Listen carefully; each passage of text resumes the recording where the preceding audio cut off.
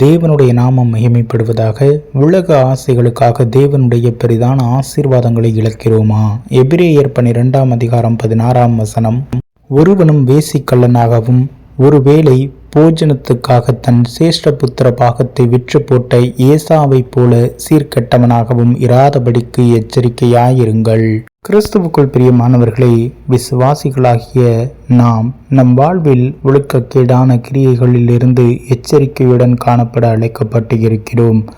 மாம்சத்திலும் ஆவிக்குரிய வாழ்விலும் பரிசுத்தமாக காணப்படுகிறோமா? நமக்கு தேவன் நியமித்திருக்கிற பாதையில் நடக்கிறோமா?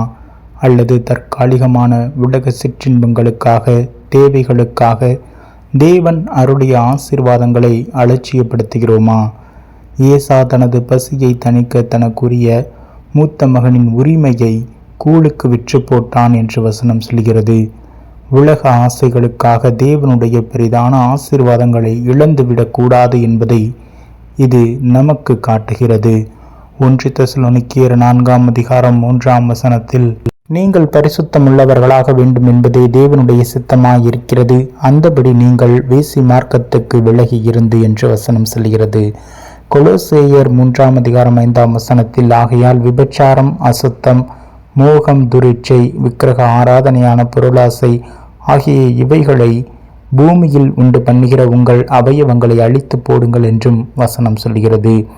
1 கொரிந்தியர் 6:15 உங்கள் சரீரங்கள் கிறிஸ்துவின் அவயவங்கள் என்று அறியீர்களா? அப்படி இருக்க நான் கிறிஸ்துவின் அவயவங்களை வேசியின் அவயவங்களாக்கலாமா?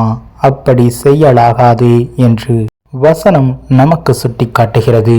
நாம் பரிசுத்தமாக இருந்து அவருடைய சித்தத்திற்கு ஒப்பு கொடுத்து வாழும் பிள்ளைகளாக காணப்படுகிறோமா?